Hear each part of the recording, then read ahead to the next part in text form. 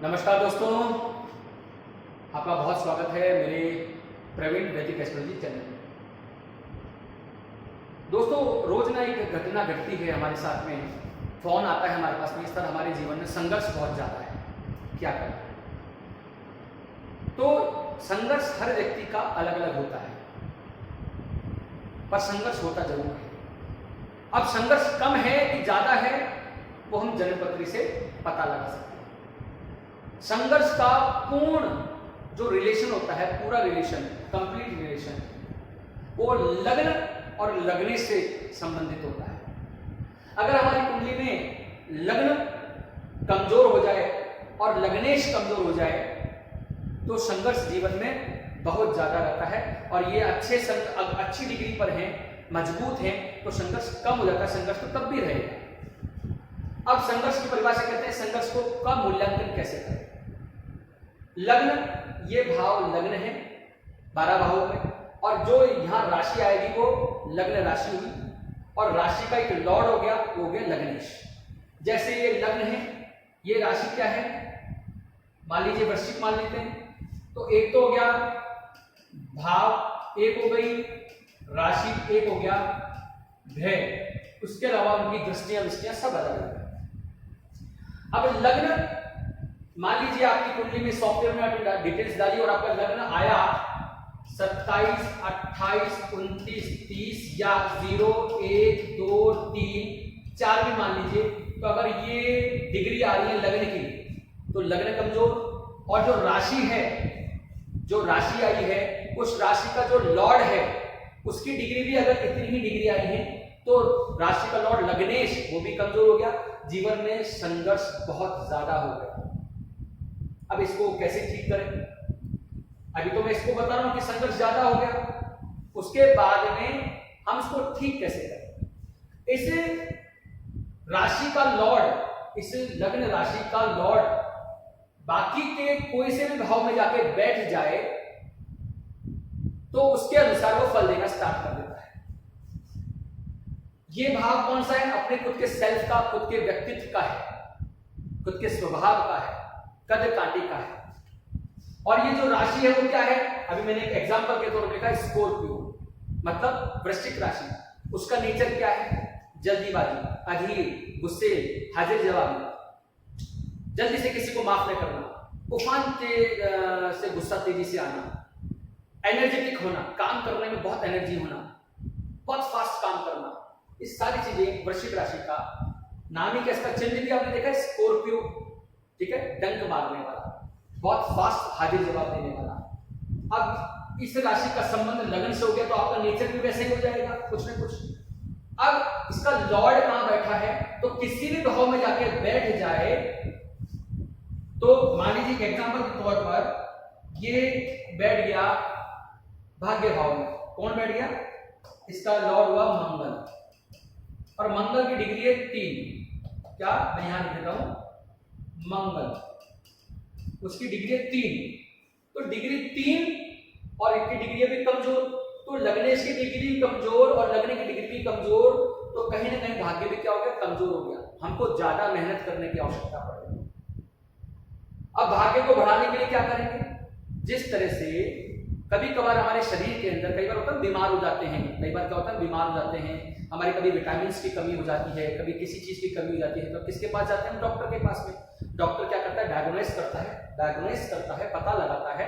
पता लगाने के बाद में जो आपकी कमजोरी है उसके हिसाब से क्या देना स्टार्ट करता है? दवाइयां, मेडिसिन देना स्टार्ट करता है। अब मेडिसिन कुछ नेचुरल में भी होती हैं और कुछ एलोपैथी में होती हैं, कुछ होम्योपैथिक में होती है, कैसे भी मेडिसिन वो देता है, जिससे वो रिकवरी होना स्टार्ट हो जाती है और हमारी कमजोरी फॉर द टाइमिंग कम हो जाती है, हम स्वस्थ हो जाते हैं।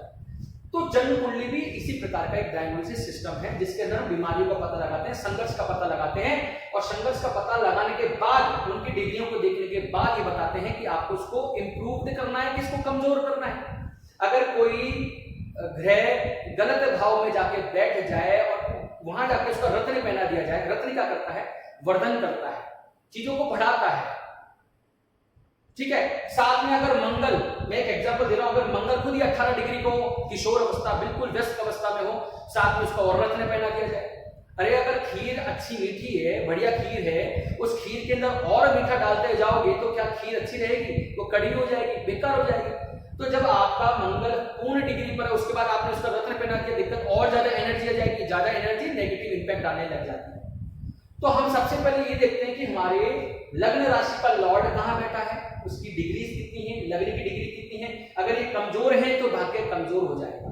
भाग्य में बैठा है ना मंगल, भाग्य कमजोर। अगर ये मंगल प्रॉफिट में बैठ जाए तो आपका प्रॉफिट कमजोर हो जाएगा। अगर ये मंगल आपके कर्म में बैठ जाएगा तो कर्म कमजोर हो जाएगा, ग्रोथ में दिक्कतें आने लग जाएंगी, फादर के साथ में थोड़ी ट्यूनिंग कम बैठेगी।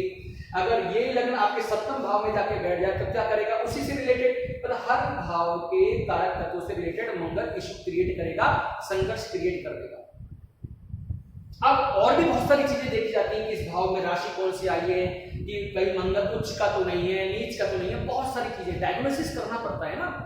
कोई छोटी मोटी चीज थोड़ी है कि आपको एकदम से मैंने बता दिया ये कर लीजिए, नहीं, डायग्नोसिस करना पड़ता है, प्रॉपर इलाज बताना पड़ता है कि ग्रह की डिग्री कितनी है, भाव की डिग्री कितनी है, वो बैठा कहाँ है, वो सारी चीजें। जैसे मंगल 6, 8, 12 में जाके बैठ गया, अब लग्नेश जाकर के 6, 8, 12 में जाके बैठ गया, भाव का मालिक यहाँ बैठकर नुकसान ज्यादा नहीं करेगा, नुकसान नहीं करेगा, पर उसकी एनर्जी पूरी कहां चली जाएगी? रोग ऋण शत्रुओं से लड़ने में चले जाएगी, हिडन लॉसेस से लड़ने में चली जाएगी, और अपने खर्चों को कंट्रोल करने में, हैबिट्स के रिलेटेड उसकी इश्यूज क्रिएट हो जाएंगे। तो बेचारा जो लग्न है, जो आपके संघर्ष से रिलेटेड जुड़ा हुआ है, वो ही गलत भाव में जाके बैठ गया तो उसकी पूरी एनर्जी इनसे रिलेटेड उसमें खर्च हो जाएगी, तरक्की कैसे हो पाएगी?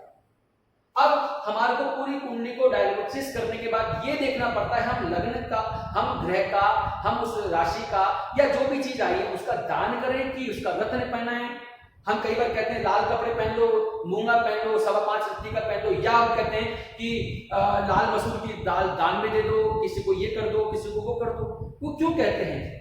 हम पहले देखते हैं कि लग्न इसकी डिग्री क्या है, उसका ग्रह कहाँ बैठा है, वो उच्च का है कि नीच का है, उसके ऊपर डिग्रियां, उसके ऊपर कौन कौन से ग्रहों की दृष्टियां पड़ रही हैं, तात्कालिक मित्रता कौन सी है, भाव चरित चार्ट क्या बोलेगा, षडबल क्या बोलेगा, नवमांश क्या बोलेगा। उन सारी रिपोर्टों को देखने के बाद में कंक्लूजन निकाला जाएगा कि इस बंदे को हमको उपाय क्या देना है, किसी चीज का दान करवाना है या फिर उसको उसकी वृद्धि करवानी है। हमारा मेन उद्देश्य है आपको अपने सनातन धर्म से जोड़ने का। इसलिए जब भी मैं किसी को एस्ट्रोलॉजिकल उपाय बताता हूं तो कर्म से रिलेटेड उपाय बताता हूं, खर्चे से रिलेटेड नहीं। मैं किसी को जल्दी से रत्न नहीं बनाता हूं, मैं उसके जो इम्पैक्ट नेचुरली जो इम्पैक्ट है, पेड़ पौधे, जंतु, मानव, इंसान, कर्म, सहायता, जो भी चीज होती है, माँ बाप, भाई बहन, बुआ मौसी, उनसे रिलेटेड सारी चीजें बताने के बाद उनसे रिलेटेड उपाय बताता हूं जिसमें पैसा भी खर्च नहीं होता है। दूसरी बात, हमारे रिश्ते भी सुधरते हैं, हमारा पर्यावरण भी सुधरता है, हमारे माता पिता को सम्मान भी हो जाता है, और कहीं ना कहीं हमारे मन को अच्छा लगता है। मन को अच्छा लगेगा तो हमारा चंद्रमा ठीक हो जाता है, हमारे में अच्छी एक पॉजिटिव एनर्जी आती है, तो हमारा मंगल ठीक होने लग जाता है। बहुत सारी चीजें हैं। तो आप देखिए, हमारा एक ही उद्देश्य है आपको अपने सनातन धर्म से जोड़ना, अच्छे उपाय आपको बताना जिससे आपका भाग्यवर्धन हो। आपका भाग्यवर्धन होगा तो आपके भाग्यवर्धन से हमारा भाग्य भी जुड़ा हुआ है। अगर हम उपाय सही नहीं बताएंगे तो हमारे पास कोई नहीं आएगा। तो हमारा उद्देश्य समझिए।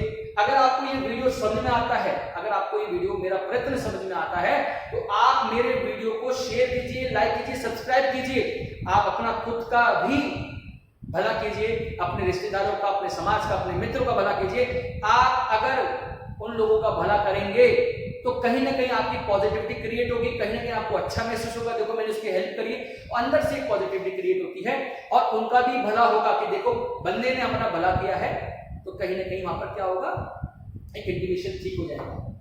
तो मेरा प्रयास आपको अच्छा लगता है तो आप मेरे वीडियो को ज्यादा से ज्यादा शेयर कीजिए। मैं आपसे विदा लेना चाहता हूं। नमस्कार। आगे मैं आपसे वादा करता हूं और भी अच्छा वीडियो लेकर के आऊंगा। तब तक के लिए धन्यवाद। नमस्कार।